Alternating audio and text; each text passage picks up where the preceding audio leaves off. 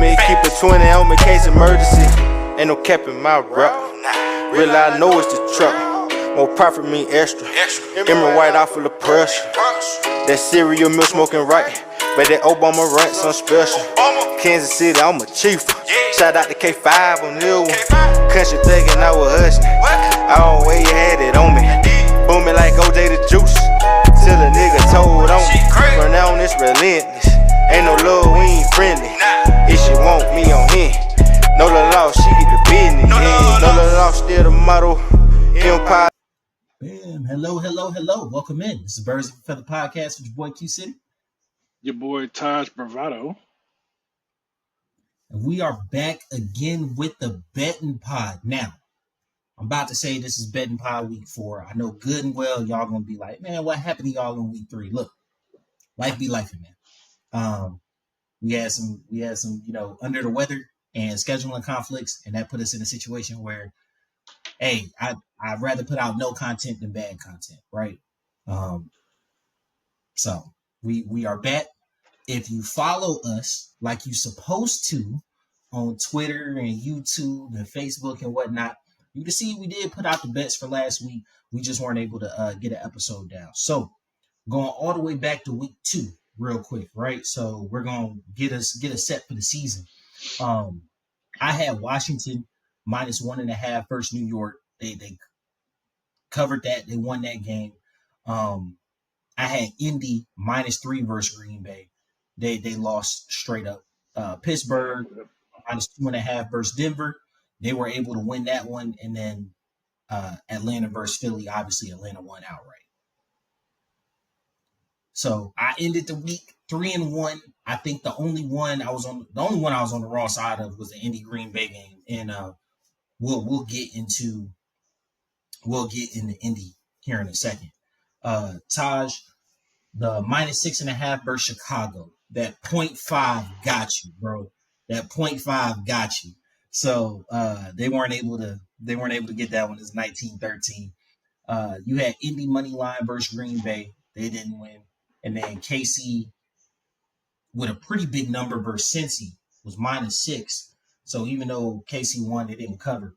But you had the +6.5 versus Philly, you had money line versus Philly. So obviously a little more faith in the guys, and they were able to pull it through on that one. So I ended the week 3-1. You ended the week 1-3. I think two big highlights.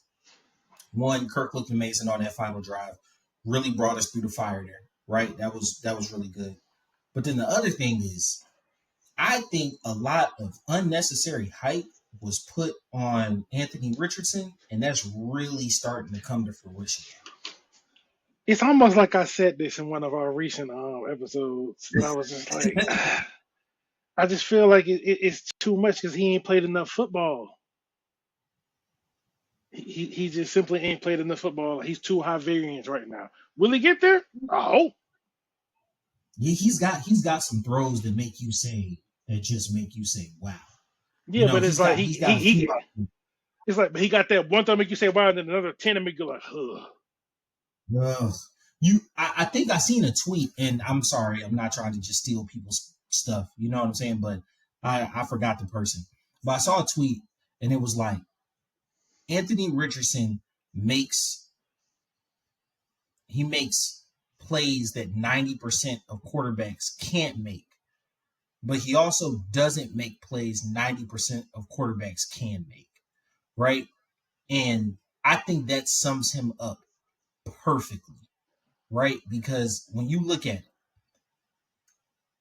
sliding back foot off a play action, slipping down, all arm, he can make a throw that like you rarely see somebody put that on the money over a safety like that, right?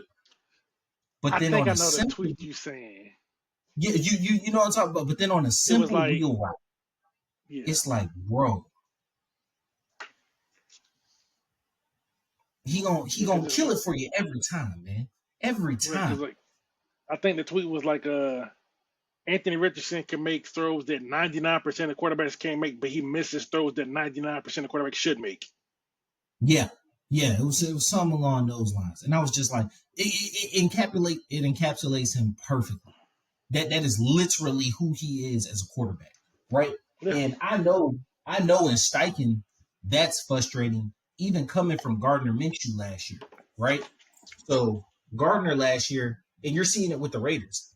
He's going to make a lot of safe plays. You know what I'm saying? If you yeah. scheme it up, draw it up, he's going to put the ball where it needs to be.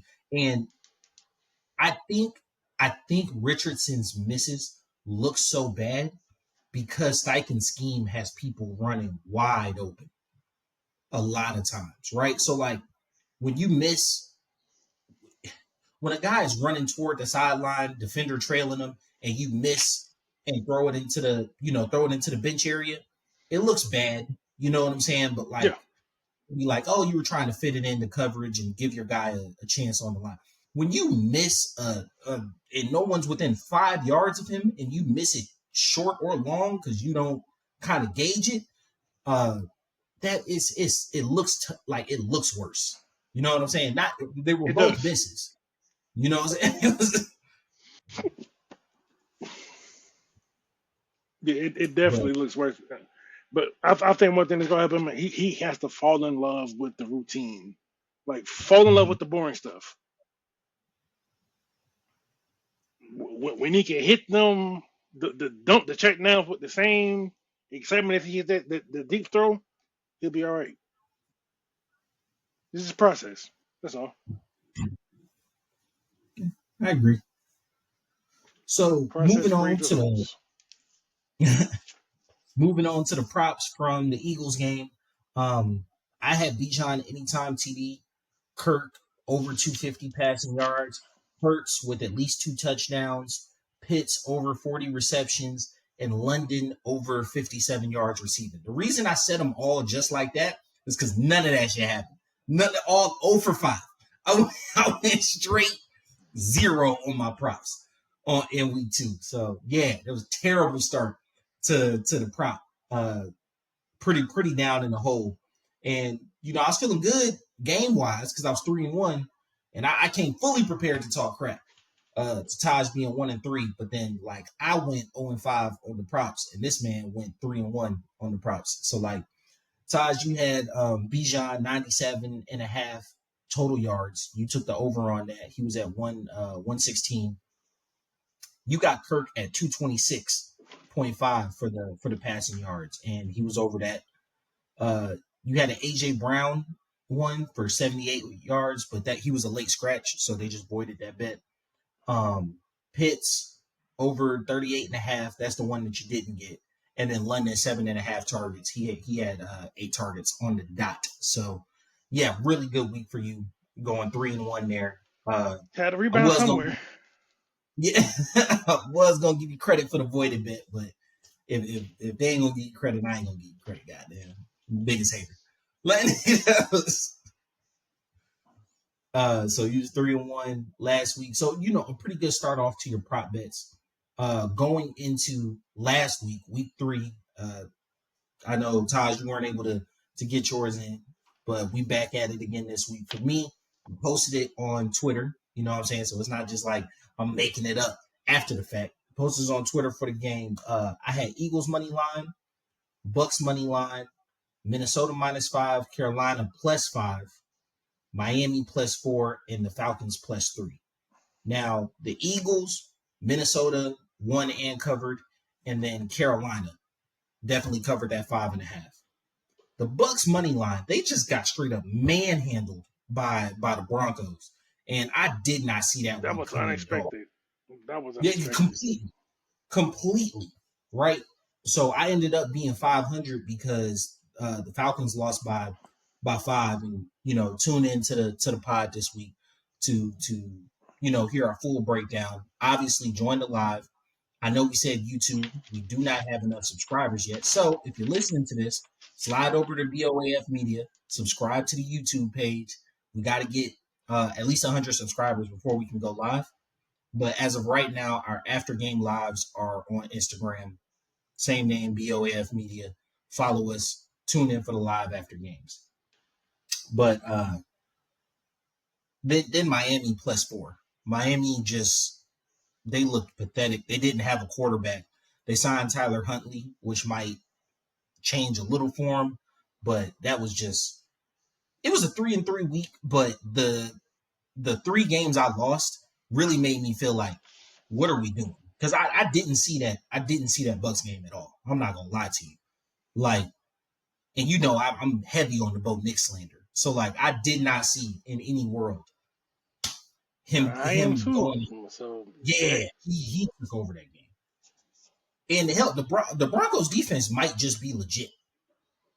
well, I mean, they had the pieces. I think what happened. What was it? 2 years ago when they gave up all them points? Or last year? Was it last year when they gave up that egregious amount of points to the Dolphins? The 70, yeah, that was last year. Yeah, I think that was last year. Yeah, it was last year because Sean Payton did all that talk. But I think like people forget like they got pieces over there. They got the best corner in the NFL, I believe, and then you got some pieces over there. Yeah. Yeah. I love Sauce. I love Sauce. Don't get me wrong. I love Sauce. I think McDuffie is a monster. I think McDuffie is one of them ones. But Yeah, Sertan, pat that dude. Pat that yeah, dude. full package. Going over to my props for last week. I had Mahomes under 268.5. I thought that number was crazy considering how well our defense had played through 2 games. That cashed. Kirk over 232. This former president, threw for 232. I mean, he threw for 230, and I needed him over 232. High key upset about that one. Slander. Yeah. They slandered you a little bit. Yeah, swear. Bijan 75.5 all purpose. He was at like 50 something, so he didn't catch that. But London went Yeah, they over did 60 a and a good half. job. Yeah, London went over 6.5, and then Pitts went over 40.5. He really went over it on one play with that super Yeah, long reception. we need more of that. Yeah, really, really good down the field, right? I was so excited to actually see him really being used like that. And one of the things that I absolutely loved, and not to get too deep into our Falcons talk about it, definitely try to keep this generalized. But one of the things they brought out in the broadcast was the fact that they have him in line much, much more, right? Important address information. All right, we'll get that later. We had him in line, and they literally pointed it out. When you have him in line, you can get him matched up against linebackers and safeties, and that's when he does his most damage. What were me and you consistently arguing about last year? What did you brought it out so many times last year? We weren't arguing about it. We were in agreement. But like it was one of the things that frustrated so much about Arthur Smith's offense last year. You damn near just turned him into a big slot receiver and kept him like away from the line where he could get his favorable matchups. And once you do that, look how he pushes the ball down the field. It was really refreshing to see. I ain't gonna give him too much credit, but we'll get into that on the pod.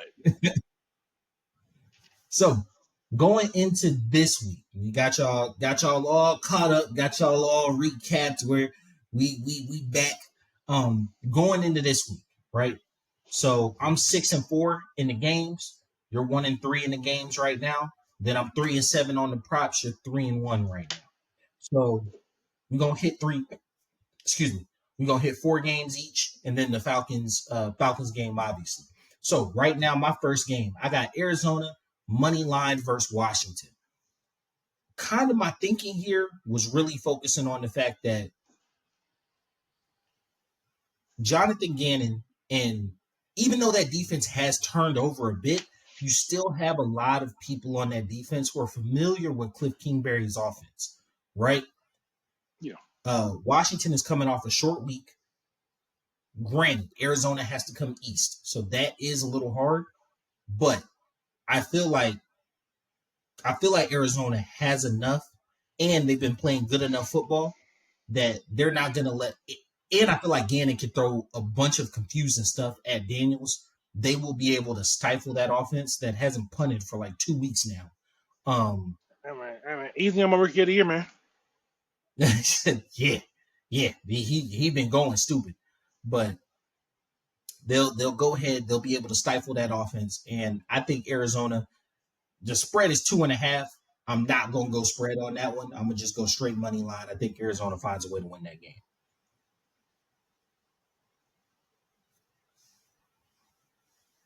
That's reasonable. Now, your first game, you got Pats with crazy. You got them covering 10.5 versus San Francisco. That's a ridiculous line, bro. Like, Yeah, especially this early in the season, I don't think the Pats have looked that bad, or San they Francisco has haven't. looked that good. Cause the thing is, with San Francisco, you ain't got CMC, you ain't got Debo. I think Kittle hurt too. Like they went crazy with So Juwan Jennings last game. You know what I'm saying? Like that yeah, was I don't I I I I don't get the line. I don't get the line. And the pass defense has looked good this year. yeah. So yeah. I'm not gonna lie to you. I think that's an easy cash because 10 and 11 point. That's a huge spread. That's a huge spread Yeah. there. Your second game is truly just a leap of faith. You got Tennessee money line in Miami, and I get it. I get it. Miami don't look bad, but hey, Picasso over there, he is painting masterpieces. Because I thought no one could beat Mariota throwing from his back, but this man 3 weeks in a row, they gave you something. They gave you something to frame, Doug. I have a hard time Yeah. betting on It, this. at first it was the Home Alone. The second The, was the underhand joint, and then this week you getting sat on. Like it's yeah. all bad. It's all bad. But you got Meme Tennessee money Levis. line, and I think that says more about Miami than it says about Levis. To be honest, Yeah. I think Skyler is out with that rib injury, so like you'll either be starting Huntley or they had another Me. person. No, Tim Boyle, Huntley or Boyle. Me. Um, I think that'll be it'll be a real run heavy offense. I think Tennessee that does kind of play into Tennessee's hand there, but I don't know. I don't trust Levis. And if it's close, I think if Tennessee's winning the game, they gotta blow him out. They gotta blow him out by a lot. Like because I feel like if it's close, he's gonna make a mistake. He's I mean shown himself that is good for reasonable. yeah. That's My second reasonable. my second game, two and that also had a 2.5 spread. My second game had a 2.5 spread. Baltimore money line Buffalo. I I didn't feel comfortable enough to do the spread on this one. I just think Baltimore finds a way to win that game. They're 1-2 right now. Buffalo is 3-0. Buffalo hadn't lost yet, if I'm not mistaken. Yeah, they haven't. And Yes. Yeah, so if I'm being honest, they look like probably the most complete team out there right now in terms I of find defense deference to that. I mean their offense is very functional and their defense is good. I feel like I mean, you have to unreasonably weigh the quarterback. And yeah. with that being said, I have a hard time thinking that there's a more quote unquote complete team than the Chiefs. I Like I even still think just it's a because they're little. not super explosive on offense doesn't mean that they don't have a functional offense, like an I elite mean, yeah. defense, The thing is right now the Chiefs defense is rated like in like the bottom half of the league right now. which is I crazy. think. Not you don't see that when they play. Is the crazy I part. mean, You do not see that when they play. this is what I'm going to say about that game without getting too much in that. But injury saved them. So injuries in the rest saved them a lot. But yeah, Um, but yeah, I think Baltimore. I don't feel comfortable with Baltimore with a lead. I think we discussed this a bit on the live, but just to kind of flesh it out here for y'all that didn't hear it. Um, One of the things that I felt like broke our team, the Falcons, was that 2017 Super Bowl loss, right? And keeping a lot of those guys around put us in a position to where no lead ever like felt safe. Like the psyche of the team was broken, right? And I'm not sure when it was when Travis Kelsey like made Justin Tucker move for the field goal and now he can't hit him.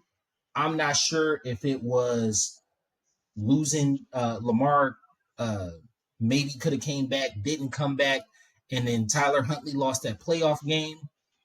I'm not sure when it happened, but the Ravens cannot hold a lead. And that's a dangerous place to be as a team with like Super Bowl aspirations. And we went through it multiple years with the Falcons, right? Like we all seen the screenshots where it's like Falcons are Todd Gurley didn't want to score a touchdown. You know what I'm saying? Because Atlanta couldn't hold a lead, man. And I feel like Baltimore is creeping into that territory. I still give them benefit of the doubt because Lamar's a two-time MVP. I feel like their defense, and I might just be operating on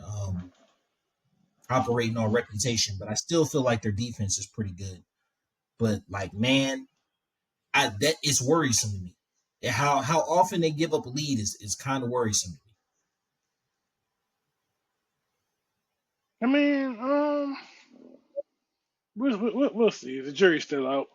Still a lot of football. We still don't totally know who these teams are just yet. We're getting flashes, but we still don't got the whole picture yet. And I just think they really, really need this game. They can't fall to 1-3 and expect to, Baltimore is usually a 1 or 2 seed, and I don't think you can expect that this year. Uh, Hell, Pittsburgh's 3-0 in division. You know what I'm saying? And everybody came in this year thinking, oh, it's Baltimore or Cincy for the division. And Pittsburgh was like, hey, hold on now. So you got Pittsburgh at 3-0 and then 3-1-2 teams. So Baltimore really needs to win to keep pace. So I got them right there. My third game, I got Jacksonville plus 6.5 versus Houston.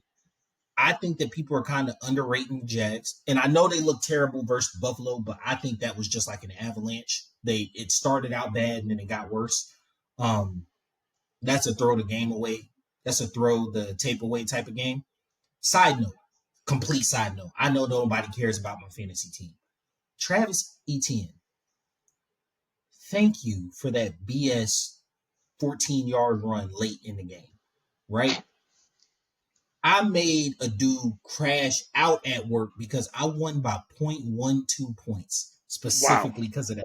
Yeah, it was 106.58 to like 106.46, something like that, bro. I won specifically because of that run. That was crazy. Yeah, yeah. So appreciate you, ETN. But I think that's a throw a keep away game. Like I don't see anything coming from that game. Fresh start. It's a division opponent. Uh, Jacksonville's 0-3, but Houston's 2-1. Houston's 2-1, right? Yeah, Houston's 2-1, but they haven't looked good. I think the Jags keep it within. Houston has looked good outside of that Vikings game because like that boy Brian Flores is cooking up some shit, boy. Good God. I don't think they looked great against Chicago. I didn't say great. I said good because you got to Okay. factor in Chicago still has a good defense, despite the fact that Caleb Williams was doing everything he can to lose them the game. They still got a good defense. I get you there. I get you there. For me, it didn't look great. But you're right. You're right. It was just decent. But yeah. And what did I tell you about Flores with the Shanahan disciples, bro?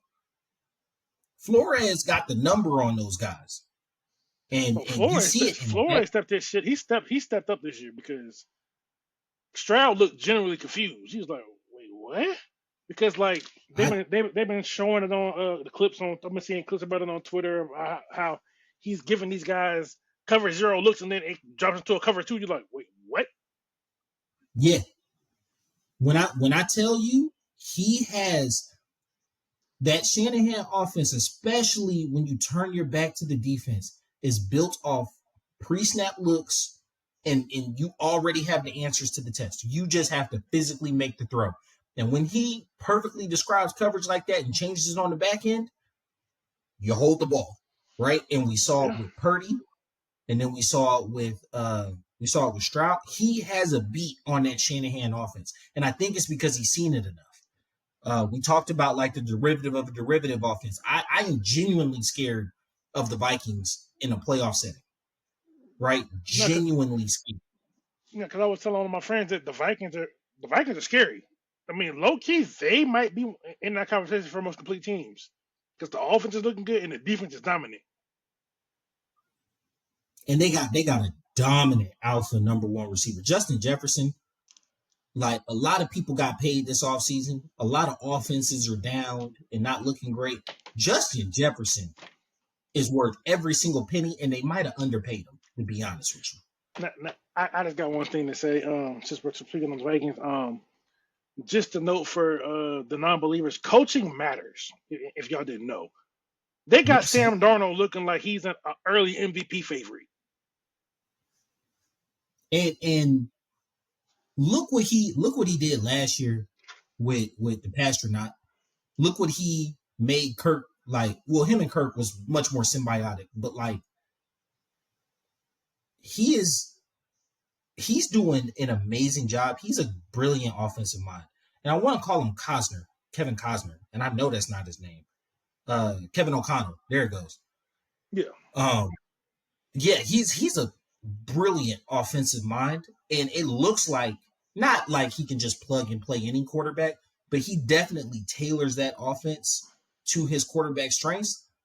And just like I think one of the best things about Belichick, right, is that his defensive play style, yeah, it was a base 3-4, but it was so fluid that it was really tailored to winning that week, right? yeah, Like his defensive scheme was tailored to win that week. And it looks like absolutely. O'Connell is very much the same way on offense. And that's a really interesting thing. And I think as we continue to watch the Vikings like go throughout the rest of the season, I'm really interested to see how that offense evolves. Surprising, even though Darnold has had like really good numbers, he's not really like ripping it, letting it loose. That offense is still very pretty good run based, right? Balanced. Yeah, Run based and short passing game. He had that really long bomb to Jefferson, which inflated his numbers in the San Fran game, I think. Um, and then last week, Addison caught a big one. Jefferson caught another big one. That really bumped up his numbers. But if you look at it, that offense, I think McCarthy would have been going bananas in that offense because it is yeah, but short pass game, hard running, I don't think hard he run. would have been playing this year regardless, though. Possibly not, possibly not. But if this is the offense that he's going to come back to, whether or not, and hell, Darnold might make it hard for him to come back. Now they've invested a first round pick. They'll probably let Darnold just go get paid somewhere else. But if this is the offense he's coming back to, I'm really high on McCarthy. Yeah, yeah, Your third game, you got Seattle money line in Detroit. yeah. Very rarely do rookie head coaches start off 4-0. But That defense. I don't yeah, He's Mike McDonald cooking might with not that be defense. on. Like we just got done talking about one dominant defense and we're jumping right into another. yeah, This yeah. man The knows what he's Seattle, doing. yeah, Seattle looks and I think it's Pacific Northeast. It's not a small market, but like if you're not a fan of the team, it's not somebody that grabs your screen because there's like their quarterback isn't a star quarterback. They don't have no huge names on defense. You got DK Metcalf, you know what I'm saying? But that's really like the star of the offense. It's real easy to overlook them. If you have Yeah. watched these three games, Seattle is a monster in the making, bro. Seattle looks damn good.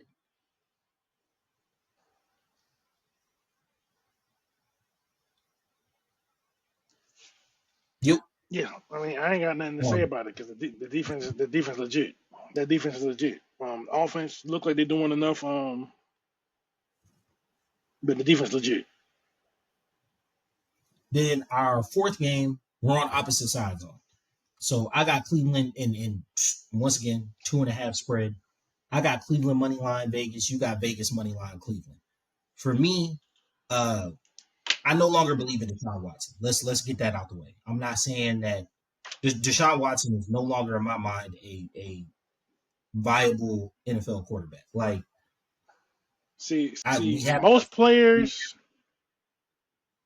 See, the thing is, most players leave it all out on the field. He left it all out on the massage table and just never got it back. I swear. I swear. And then he just got like we ain't trying to get too far off or like political or it is an allegation, but just like another case coming up, bro.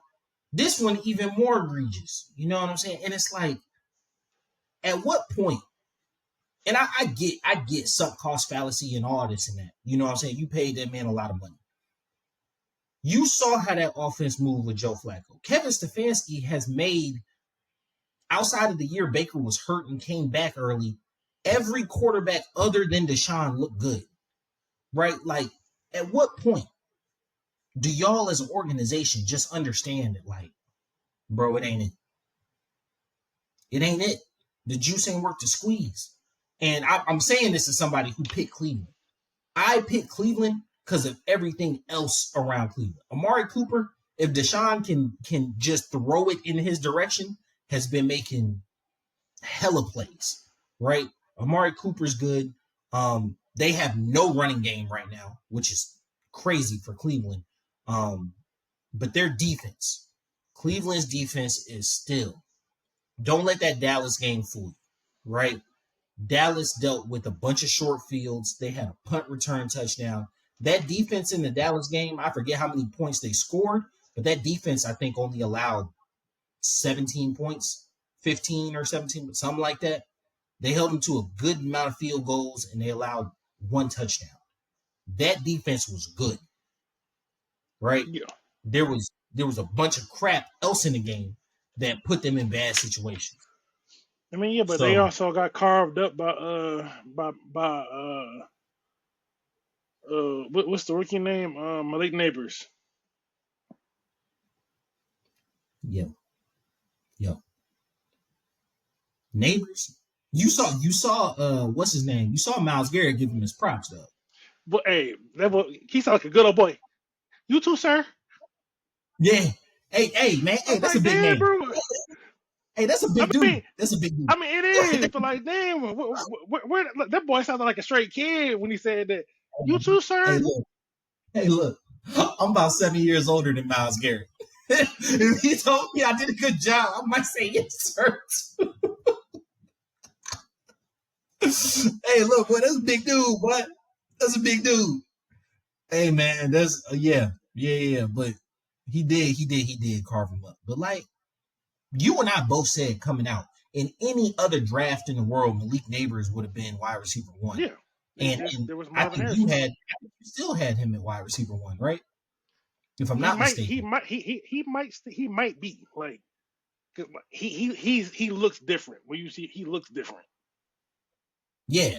And so, yeah, 3 touchdowns is a lot. Don't give me, or 2 touchdowns was a lot. And I think he had 100 and something yards. He made some really good catches, contested catches. Danny didn't do him no favors, but I think Malik might be one of them ones. I never, when a great player does it to you, it doesn't bother me as much. Yeah. It doesn't bother me. And And I'm not calling him great off one performance, but I yeah. I think he might be one of them ones. This might be an analogy that you appreciate. They say taking an LSU receiver is like drafting a Kentucky guard. 100%. 100%. It's like it's a LSU wide receiver. It's a Wisconsin or Michigan lineman. It's a Penn State linebacker. It's a Kentucky guard. It's a Duke Ford. Like, yeah. These are bread and butter. Bread and butter. This is what it is. You know what you're getting. every single time. They may be a superstar, they may not, but they're going to be a good, serviceable player. Absolutely. Absolutely. Absolutely. And last game, Falcons money line. We both got the money line versus the Saints, and I think it's just because I think the Saints could have been 3-0, averaging 75 points, and we both still would have took the Falcons. And maybe that says a lot about us as people, but it doesn't change. It doesn't change the fact we both got Falcons Yeah, money line. They that absolutely one need this game ain't to keep. changing a thing. Yeah, not at all.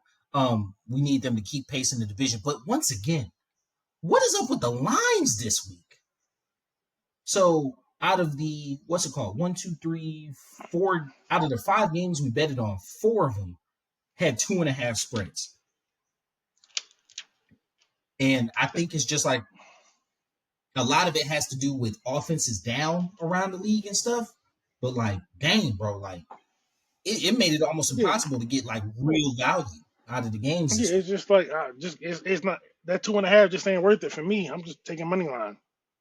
Yeah, that's what I gotta do. Like I might parlay 2 or 3 of them just to get some value add, but like because for the novice gamblers, playing the spreads allows you to kind of back end a bit, and when you parlay the spreads, the odds double up. Oh boy, I think I sent you that one, that diabolical spread that was like, yeah, bro. Oh, I probably need to do a better job of posting those on Twitter and whatnot, but it was a $1 bet and it cashed out to $14,000. That parlay was disgusting. You understand me? That parlay was nasty. Love the There was power of the parlay. there were WNBA games in there. It was a bunch of like rushing touchdowns, first time, anytime score. It was crazy. It was crazy. But it was a free bet. So I was like, hey, if it hit, it hit. It was alive. No, the Sky lost. When the Sky lost, it threw it up for me. Um, Also, side note, we'll discuss that in the Atlanta pod. So going to props. Once again, 3-7, 3-1. Just running through them real quick. I had Carr at 221 passing. I got him for the under. You got him in at 225, but you got the under as well.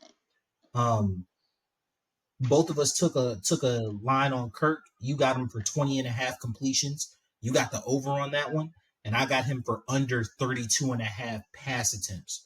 Right. So like Kirk usually does have a pretty high percentage. I do think that we're going to throw the ball. I don't think we're going to throw it that much. And like 21 completions would be really good. So like 21 of 30, 21 of 29. That's a really good game. I mean, yeah, because if you want to back that to the past 2 games, he was exactly 20 and 29. Yeah. So I think 32.5 is a really good line there. So I'm going under. Both got a line on Bijan. I took his rushing yards 72 and a half. I took the over on that. You took his total yards 107.5. So both expecting a big game out of Bijan. Slick. Side note, bro, like, yeah, he had 50 yards last game. I feel like the Chiefs defense is elite, regardless of what the numbers say. I feel like the Chiefs defense is elite. Bijan has had a really good start to the season. Bijan has had a really good start to the season. For sure. Really, really excited to see what this looks like further in the season. But really good start. Rounding up for you, you have Pitts at 39.5. You took the No, over 34. on that. 34.5, my fault. Yeah, Took the 34. over on 34, that. yeah. I got Mooney at 39.5. I'm sorry. Yeah, I got Mooney at 39.5. You got Pitts at 34.5. So both expecting decent receiving days out of them. And then London, two games with 2 TDs in a row. So I got London as an anytime TD this game. It's a bit hopeful. And then you have Algier as an anytime TD, which when Yeah. we get into the red zone, we probably need to make more of a habit of using him. So, you guys, happy betting. Be safe. Don't bet anything that you can't afford to lose. Have fun with it. Please always tune into the betting pod. Follow us on YouTube, BOAF Media, Spotify, Apple, Birds of a Feather Podcast, and Twitter and Instagram, BOAF Media as well. Side note. I saw a tweet, bro.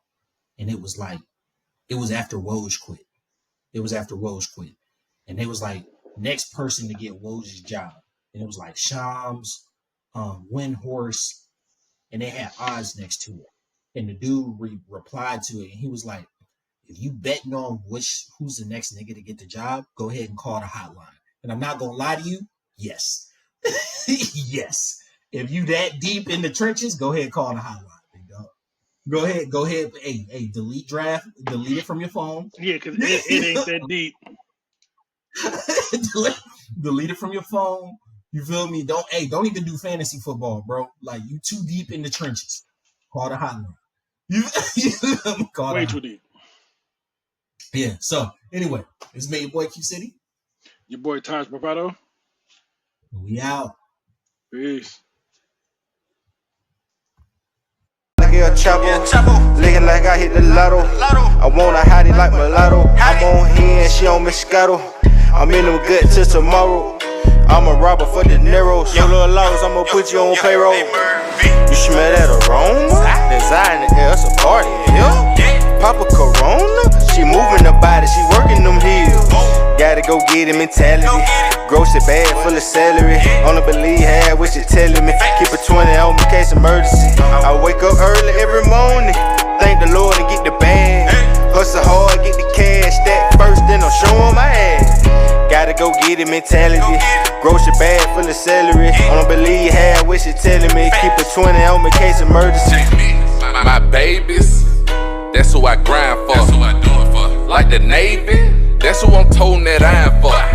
Keep one in the head like a thought, nigga. Yeah, I fuck with Ty, he a boss, nigga. Foot on that neck, I exhaust, nigga. Niggas cross me, so I cross, nigga. No scripper was lit last night. 500, what it cost, nigga. Shit was really legit last night. Had them hoes at the house, nigga. Instagram, Snapchat, Triller. What they say about Jay, he a go-getter. Used to have them fat sacks in the grove, nigga. Late nights, early morning, my dough, nigga. You smell that aroma? Design the air, it's a party here. Papa Corona, she moving the body, she working them heels. Gotta go get it mentality. Grocery bag full of celery. Only believe half what you telling me. Keep a 20